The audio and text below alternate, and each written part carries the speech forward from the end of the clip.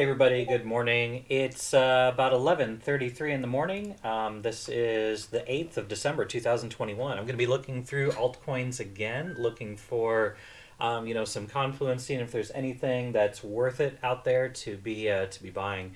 And so before I get into any of this, of course, as you all know, this is not financial advice. I'm not your financial advisor. You're responsible for your own trades, managing your own risk, doing your own research, and I'm just giving my opinion on the market. So let's go ahead and move on into the charts. So for today, we're going to be taking a look at Tezos, Chainlink, EOS, MX, Ripple, and MATIC. All right, so let's go ahead and start with Tezos, XTZ. We're going to take a look at this from the USD trading pair. This one has already moved pretty significantly. I've got a lot on here. Let me just go ahead and clear this all off. We've been tracking XTZ for a long time. So let's go ahead and clear this off and just basically take a look at this from the perspective that Tezos has been trading in a channel basically since its inception, right? And we're taking a look at the Bitcoin trading pair since October of 2019. So looking at this, we've got pretty clear important trend line down here on the bottom. And you can see we kind of pushed down below, but we bounced right back in. And then, of course, up here at the top, we've got the same thing going on right here, where we've got, you could put this on here and it looks more like a parallel channel versus this, where we've got, a touch right here. A couple things that I will make note of. I'm looking at the daily right now, so there's a lot going on. I've got some moving averages on here to kind of pay attention to, and just zooming in on where we're at right now. We have moved above the 21 exponential on the daily. And we've already done a little bit of a retest. And what I've got here, just to kind of explain what I've got on my chart, I've got the 21 exponential, which is the yellow line. I've got the 30 simple moving average, which is the blue. 55 exponential is the green. 100 exponential is the cyan. And this purple is the 200 exponential moving average. And the red is the 200 simple moving average. So got a number of different moving averages on here. They're all very important. And the fact of the matter is here, we were trading below all major moving averages, and now we are to the point where we are trading above the 200 simple, we are above the 200 exponential, we are above the 21 exponential, we are above the 30 simple moving average, and we are trying to push back up above the 100 and the 55. So Tezos is showing a little bit of strength. Let me go back to the hourly here, and just to show we are above all major moving averages. The 100 and the 200 are getting ready to cross. The 55 and the 100 have already crossed.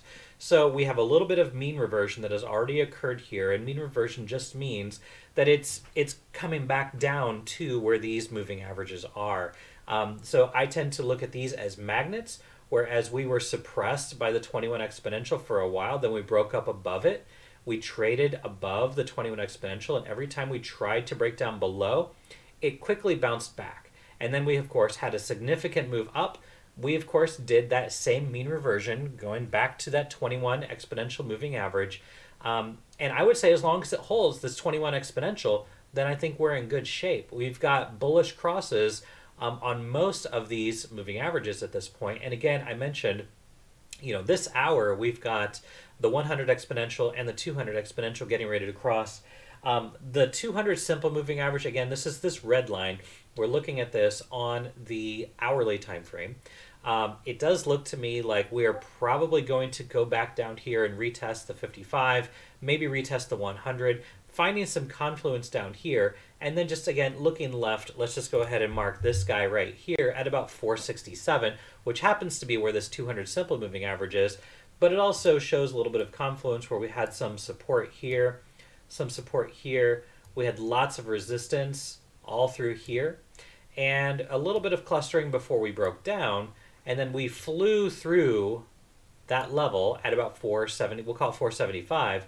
So it leads me to believe we've got a nice A, B, going back down here for the C. We'll see where this finally lands. But if we take our trend-based fib extension tool, dominant pivot high, dominant pivot low, we've got a good pullback. So this leads me to believe we are probably, here's the 123.6, which is a nice corrective target. It would be a little extended, but it wouldn't be out of the question. Coming back down here, I would say anything below $5 is probably a decent buy. Looking at our indicators, we've got a bullish on the 12-hour, actually bullish on the hourly, but the 3-hour is showing that we need some time to reset. At a minimum, I think what we're probably going to do, we've had a nice pullback, move up, probably some consolidation here, and this is what I would be looking for if we're just going to continue moving sideways, which is likely. Very likely that does happen. I will take a look at Luna and AVAX as well for you. So this is what I'm thinking on XTZ. Likely we're going to see a little bit of a pullback to some of these important moving averages. As far as the indicator goes, not really showing really fantastic place to be buying. The weekly is still bearish right now. So that hasn't crossed bullish yet. And the weekly, meaning our white indicator that we've got here, it's still bearish, right? So until that crosses up, I'm not going to be an extreme bull, but I will say that, Tezos has made a pretty decent move up. We've created a decent cup here. We're currently consolidating above where we had some significant resistance prior. So as long as we continue to consolidate here, I would say we're probably going to go back up and at least retest some of these areas up here at about 630 to 660 before eventually moving up to the ultimate target to the upside, which is going to be about 750. So that's what I've got on Tezos. Let's go ahead and move through.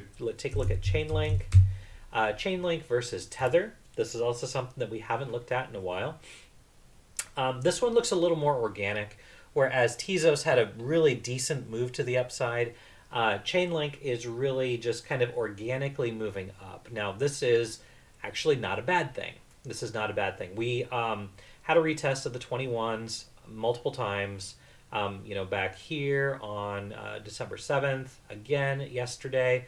And again, we retested that again this morning, about 7 o'clock in the morning Eastern time on the 8th. So again, as long as we maintain above this 100, which we are about ready to get a bullish cross on the 55 and the 100 exponential, what I'd love to see is a bullish cross on the 55 and the 200, but I think that's going to take some time.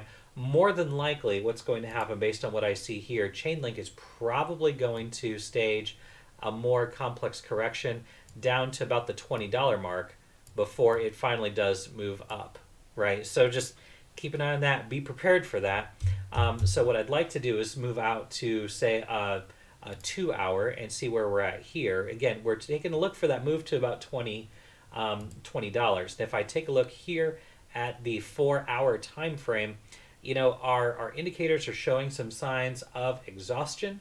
And so I would expect there to be a move down at least to the 21 exponential here on the 4-hour, which is about $21.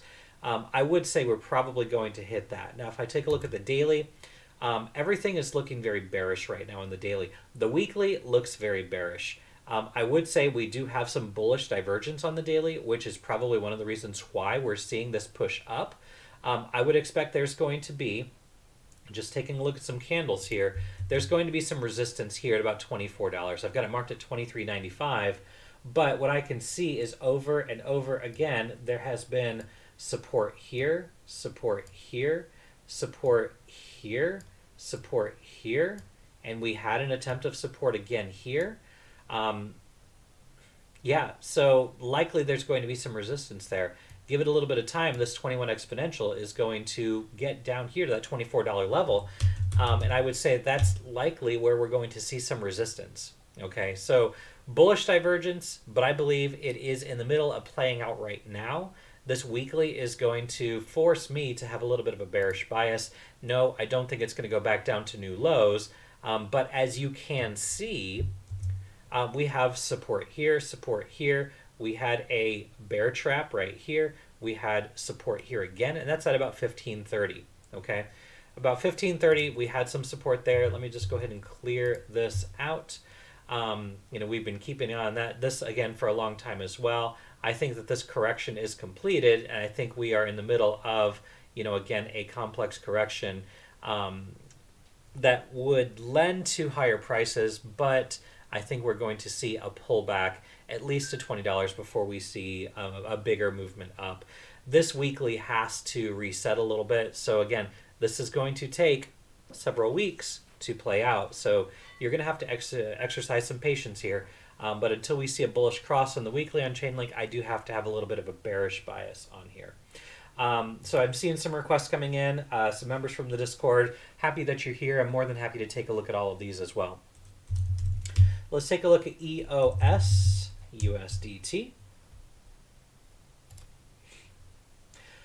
Okay, EOS has a big move up, 15% today, right? And we are seeing some rejection at the 21 exponential on the daily, right? So this is kind of what I was just talking about, taking a look at Chainlink, right? Chainlink hasn't gotten to the daily 21 exponential. EOS has, and this is what I would expect to see. I would expect there to be some resistance here. Just kind of, again, looking left as I like to do, I am seeing important levels right about here. I'm just going to point out this level. And then this level right here is also important. We're right in the middle of it right now. And the reason why these levels are important is because, well, first off, we had this wick from that first sell-off back in May. That was there. We had some resistance here, along with some support here, and some support here, along with some support here. So it's just creating this level of confluence, right? Some support here we broke down. Now we're trading in the middle of this. So it wouldn't surprise me one bit for us to just kind of move sideways in here. And if we do that, then likely we're going to get a breakout, a retest, and then a push higher. Again, patience is needed. What I will say about EOS, which is a little different than the others, is the fact that the indicator on the weekly is moving down, but it's starting to compress a little bit. If you can see, and I apologize, there's a lot going on the chart here on the indicator, but the white indicator was wide open back here, and you can see as it gets down, it starts to compress a little bit, and that again leads to where prices can start to see a movement higher. That's exactly what happened here. So if we can see some compression or some more compression, especially reversal on that white indicator, then I think that would lead to higher prices. But for right now, I think more than likely we're just going to consolidate here. As long as we can consolidate above 361, I think it's probably a good thing. If this is the middle of a 1, 2, 3, we would see that consolidation for wave 4, a move up to wave 5, which could take us to the 200, which is going to be about 450. But then I still say we see a pullback, probably back down to about 350 before we see a significant move higher. Yeah, I do believe that we're probably going to see EOS back at $10, back at $12, but I think it's going to be a lot longer than what people are willing to wait. So a lot of people are going to get shaken out of positions with the chop, but that's just the nature of the game. So let's move on to MX. So this is something that came up on my on my alert here, and this is actually, it actually looks okay. I know it's made significant moves higher, but on the daily, it did lose the 21, but it's doing a retest of the 55. I'd love to see it come back down to $2. If we can find MX at $2, I would absolutely be a buyer there, and let me just explain why. Okay, so let me just zoom out here first. All right, so this is all of the history, again, going back to November of 2019. But what I can see here, and I'm just going to go ahead and box this out so that we can see this low here to this high here. This box is extremely important. That's between $1.50 and $2. Now, keep in mind, this guy at the beginning of 2021 was only about 12-13 cents, and now it's sitting at $2.51. So, of course, yes, it's gone up, 1,600%. I still think that there is money to be made on this guy, but what I will say is to just caution looking for another 1,000%. Likely that's not going to happen. You might be able to pull 100, 200, maybe 300% off of this, but I wouldn't be looking for the moonshot on this guy for that specific reason. I'd be looking for a move back to the 100, which again is about $2. If it breaks that, then I would still be bullish above 150. This range, because we have resistance here, we've got resistance up here, we've got resistance down here, we've got resistance up here, and then we've had some support, some clustering down here at the bottom of this. So I would expect there to be a decent amount of interest in this area, which happens to be between the 100 and the 200 exponential on the daily. Now, going back to the hourly, let's take a look and see what the indicators look like. The weekly is in the bullish control zone still, so I have to have a bullish bias until that is lost. We have a buy signal right now on MX. So honestly, short term, I would be somewhat bullish.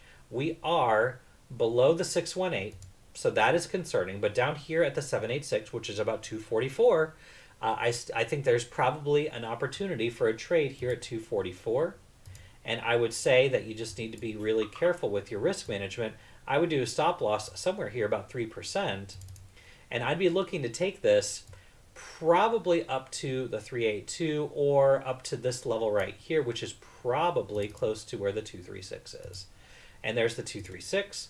And the reason why I state the 236 is because, taking the 618 to the negative 236 extension is, that's a high probability trade. But again, with the 12 hours still pointing down, I would say that probably what we're going to get is probably that move lower to $2, which again, I'm looking at the high time frame, targeting $2 for a decent buy.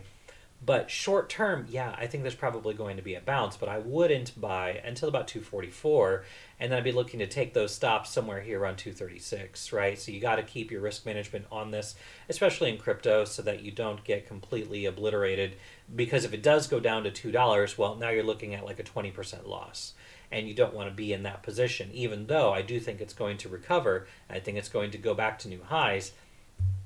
If I'm wrong, you don't want to get caught holding bags. So take that stop loss, but also wait for the buy.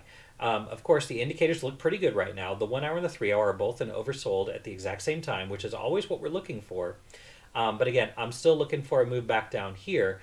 And if it takes a little bit of time, that's even better, because it gives that 12 hours some time to reset as well. So I think all in all, I think you could probably set up something pretty decent here.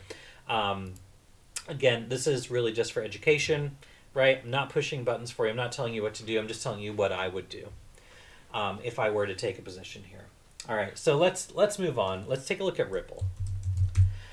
Ripple is getting some attention, right? Ripple, again, just moving sideways. That weekly is still kind of getting down low. So I would just be really careful. Taking a look at this, looking at the indicator. What we've got here is we've got a higher low. And again, looking at the indicator, we do have a little bit, it's not as exaggerated, but there is a little bit of hidden bullish divergence on this. And of course, back here on this capitulation low, you would kind of expect for there to be some bullish divergence on this as well. Obviously, we had a spring off of those lows, which were down at about 60 to 61 cents. And now we're back up to 86 cents. All in all, things are actually looking pretty bullish on Ripple. Looking at the hourly, let me get rid of these trend lines that I put on here. Looking at the hourly, we've pushed up above. You can see we had some resistance at the 100 exponential. We pushed up above that. Now we're getting some resistance at the 200 exponential. This is what I'm talking about mean reversion. When you have a big, large move down, typically you get a reversion to the mean. And that's what we're seeing here. We're seeing that reversion to the mean. Is the move already done? Yeah, I think that the good place to be buying was below the 21 exponential, right? We had a break up right here. We did kind of lose it, but we reclaimed it, and then we moved up to that 200 exponential. So is the move done? I wouldn't be a buyer here. I'll just say that. Yeah, if we push up above this and we get a retest of the 200, then I think that we can see a movement back up to about $1, maybe 96, 97 cents. I say that because right here, okay, let me just go ahead and clear those. Pay attention to these trend lines because, well, actually not trend lines, they're support and resistance levels, but they are very, very important. I'm going to get this one about right here. Okay, so all of these levels, what do we see? Okay, I'm going to use my rectangle tool for this because these are important. What do we have back here? We've got clustering. What do we have down here? We've got clustering, right? Here we had a little bit of clustering and then obviously a failure. And then we had a lot of clustering above this level, okay? So actually we could probably put another level right about here, okay? And that's going to be right below $1. So we have clustering, which means there's a lot of price acceptance here, which means whoever did buy here is going to be looking to get out. And this is exactly how support and resistance levels get created. You've got the people that bought, and now let me put this back on here. You have the people that bought at these levels, and now they're underwater in their position. They're going to be looking to get out with as little of a loss as possible, because what they saw, just to be completely honest, if you bought up here, right, let's say you bought in the middle of all of this, you're still looking at an 11% loss after recovering from a 38% loss. These people that bought up here are going to be looking to get out with as little of a loss as possible. So they're going to be looking to get out at any of these moving averages, any of these support and resistance levels. So just be really, really careful. But if we can blow through these, well, then I think that we're not green skies, right? Not blue skies, sorry. It's not going to be clear blue skies up ahead. We're going to have a lot of support and resistance levels to contend with. We've got this level here based on this support, this resistance. We're going to have levels about right here based on this resistance, this support, right? So there's going to be lots of levels that you have to pay attention to as we move up and out. But nonetheless, if we can start eating away at some of these, well, then I think that we probably have room to the upside. But we're currently below a lot of things. And on the daily even, let me just zoom out on this. Take a look at the daily. We are well below the 21 exponential on the daily. And give this a few more days, this guy's going to come back down here to this important level, which is at 93 cents. You've got the 55, the 100 are crossing bearish right now. So yeah, there's going to be some upside. It's all going to be based off of mean reversion, in my opinion. We have been trading below the 21 exponential since we lost it on November 16th. Okay, so until we can reclaim that, again, I do have to be a little bit bearish. The weekly is bearish. The daily, of course, had some bullish divergence. It's probably playing out as we speak. Not a whole lot of upside. If you take this to the 21 exponential, we're only talking about 10%. And 10%, you could probably pull a lot off of that, but not with leverage. I wouldn't pull any of this with leverage, because look at what XRP has already done, right? If you were to get into a leverage trade right here, you're taking a look at, what is a 10% loss, coming all the way back down here. Well, you're basically looking at liquidating the majority of your account if we see a move, 6 cents lower, right? So just be really careful with that, because again, Ripple has already seen a decent move to the upside. So it's already gone up, 7-8%. And of course, as I mentioned, we're seeing some resistance at some of these important moving averages. So I would wait for a lot of these indicators to level off before you get really deep into any positions, especially on Ripple. Let's take a look at MATIC. We took a look at this yesterday. And let's just kind of see what we've got. We talked about this support here at 179, 180. Let's see here. Just taking a look at this, we made a new high. We have some bearish divergence here on the hourly, right? Bearish divergence on the hourly. So let me just point this out. We're creating a new high, which typically you have bearish divergence in sets of 3. So take that with a grain of salt, because again, this is going to play out and more than likely make another move up to another high here at about 262 or so. We actually have some bearish divergence here on the 3-hour as well. So you can see this, the yellow indicator. It basically is just moving down, which is actually not a bad thing, but it's resetting. It's in the bullish control zone right now. I think it needs to move lower. I think this green stoke needs to move back down, reset some more, get that triple bearish divergence, reset again, probably have a steeper pullback to some of these important moving averages. Let's go ahead and take a look at this. Get rid of those trend lines, and let's take a look at this on, say, a 4-hour time frame. Take a look. We are above all major moving averages on the 4-hour, which is pretty bullish. We had a bullish cross on the 200 exponential and 200 simple moving averages, which is a good thing. All right, that's something that we want to see. So yeah, things look pretty good. I'd love to see a pullback to the 21 exponential in the 4-hour. Looking at the daily, we are above all major moving averages. MATIC, it's hard to be bearish on as of right now. But again, I'd love to see a little bit of a pullback. this level right here, which is at 227, that's going to be important. Of course, we see some resistance here, resistance again, but it claimed as support. And then today we also, kind of retested that and claimed that as support as well. That's going to be an important level moving forward. Some other levels of importance are going to be right here at about 192. That's based off of this candle closure here. All these wicks that we've got here, that's important for support. And then, of course, back here, we've got some clustering. We've got support and resistance levels as well. We've got some resistance here, resistance here. So that's also another level of importance, which is going to be at about 192. So that's what I'm looking at on MATIC right now. All right, so let me take a look at Luna, see what we've got here. So again, yesterday we were talking about a potential move down to about $56. And so really that bias hasn't changed. What I will say is, obviously the last hour, 2 hours ago, we had a pretty decent move up. We had a little bit of a pullback here.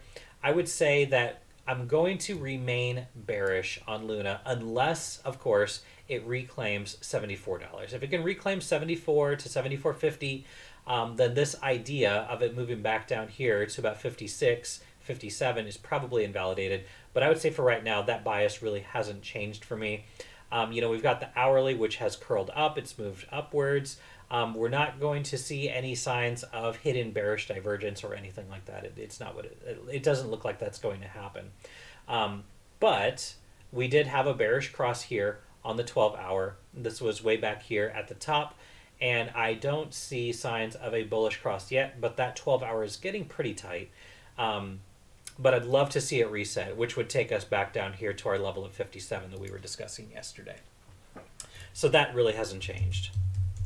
So let's take a look at AVAX. Okay, so here we saw that move back down here to the 50, which is at about 86.42. That already happened. We've got some bullish divergence off of it. So AVAX, I would actually be a little bit bullish right now, because what it looks like we've got here is nice A, B, and a C. You could probably look at this as WXYXZ as well. It's not as common. It's really not. It's really not as common. But the fact that we came down here to the 50, again at 86.42, I believe we were talking about this yesterday. I've got this level pointed out here, right there at the 50. That that would have been a great buy. That would have been a great buy. We had some bullish divergence on it. You can see the hourly bullish divergence. The 12-hour has created a bullish cross. We're currently above the 21 exponential on the hourly, which is good. So let's just move out to, say, a 4-hour time frame and see. We are right up against the 21 exponential on the 4-hour right now. We're currently being suppressed by the 21 exponential on the 4-hour. The longer that we sit up here and consolidate right below it, the higher the odds of us breaking out of that. And again, I'd be looking for a move up here to about 102, about 102.58. But ultimately, that's going to be a level of resistance, right? We talked about this yesterday. Again, that hasn't changed. Level of resistance here. We're going to have another level of resistance here to about 111. But ultimately, I think that it's very possible it goes up to 120 to 126. But a lot has to happen before that gets there. Let's take out our trend-based fib extension tool. We're going to take from this dominant pivot low here at about 177 to the dominant pivot high up here at about 96.90 and go back down to where we retraced. Okay, so if we've got a 1-2, right? I'm going to ignore this guy for right now. So just kind of keep that in mind. I'm going to ignore it for the time being. What we discussed yesterday was the fact that this looked like a 1, 2, 3, 4 ending diagonal into the 5. If we have a completed correction, we should be looking for a 1-2 scenario. We either have a 1-2 and we're working on the 3, or we have an A, B, and we're working on the C. So if this is a 1, this is a 2, the 3 is going to be right up here at about 125. We could go down for the 4, and then that wave 5, which that would be looking for the 2-6-1-8, which is going to be all the way up here at about 156. Okay, so more than likely that's what I would be looking for. You've got the 12-hour, which it's pretty oversold, and we've got some bullish divergence on lower time frames. The 3-hour has pretty much gone back to the neutral zone, hasn't completely reset. but it looks okay. So AVAX actually looks all right.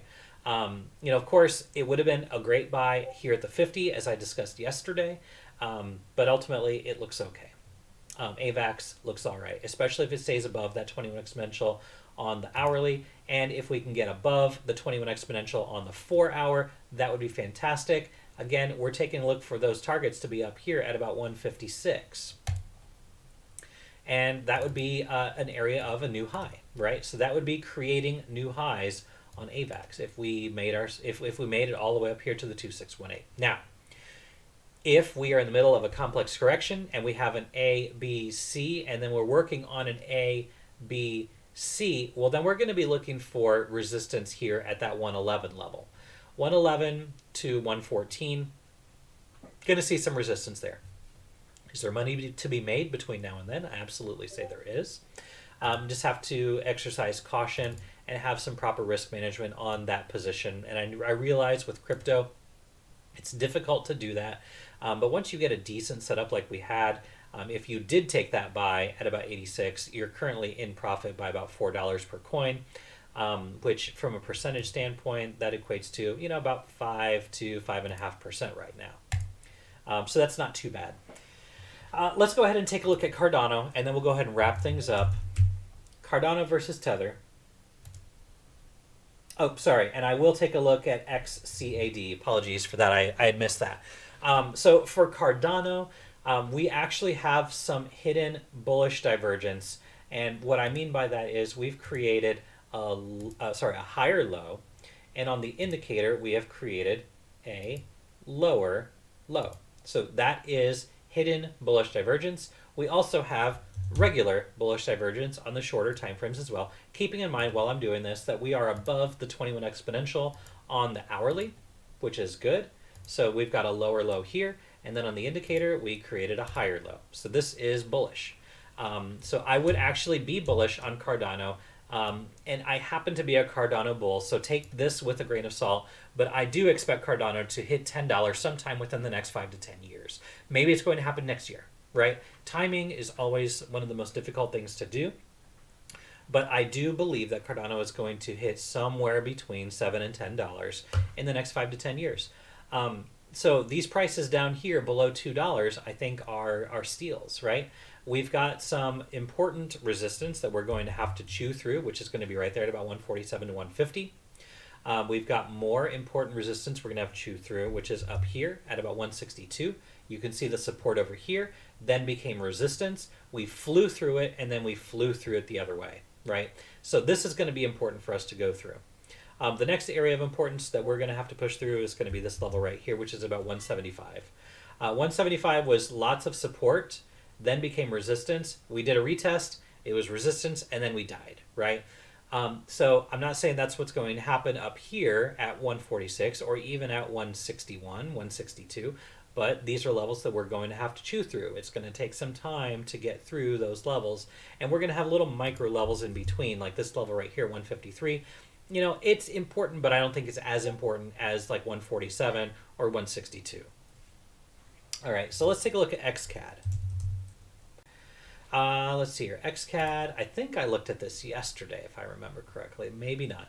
We did a nice retest on the 100 exponential here on the hourly just a few hours ago. We do have a bullish cross on the 12-hour, which is indicated by this green candle.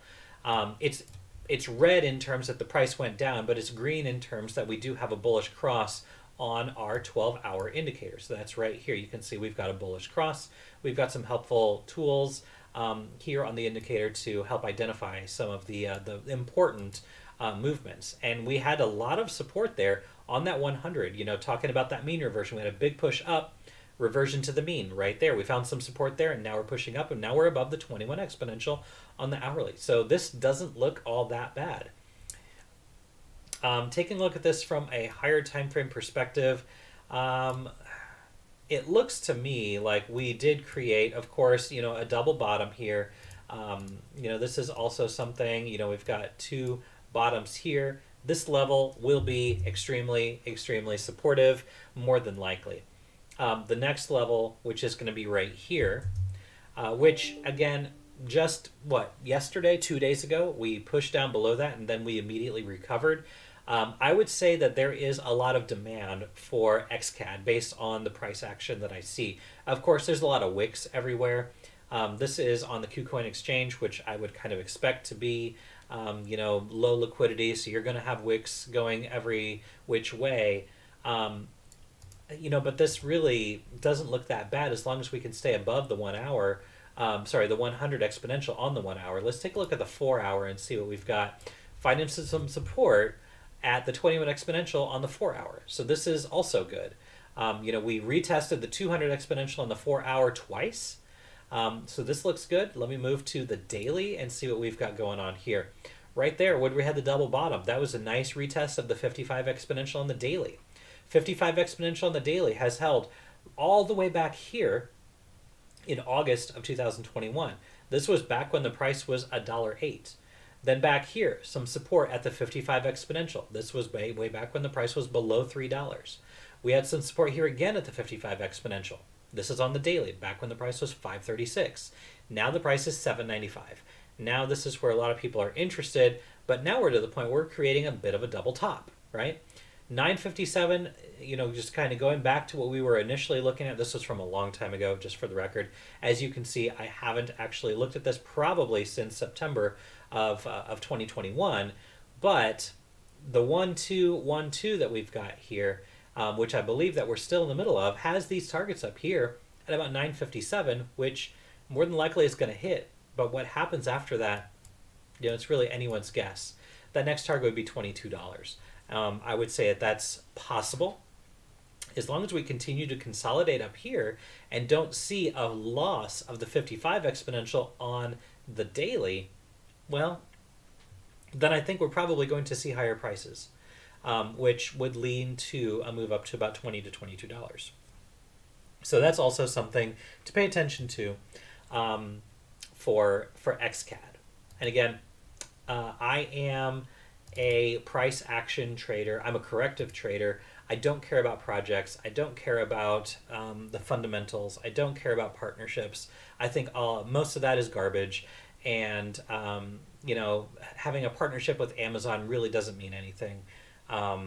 Because at the end of the day, most altcoins are a mechanism to steal money from retail and to create hype, to get you to FOMO in, and then pull the rug out from underneath you, whether it be from developers doing it, pulling the rug out of initial investors, or whether it be large coin holders, the so-called whales, that are pulling the rug out after they have distributed their assets and they're now going to mark down the price.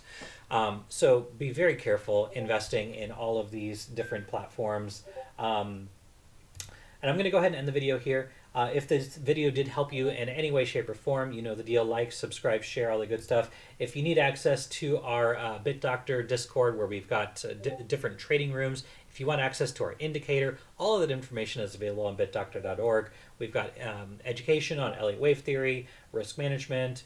We have trade ideas for both equity, for traditional equity, and also options. And we do both traditional and crypto ideas as well. All right, guys. Well, wherever you're in the world, I hope you're having a good day, a good night, and a good evening. Take care, everyone.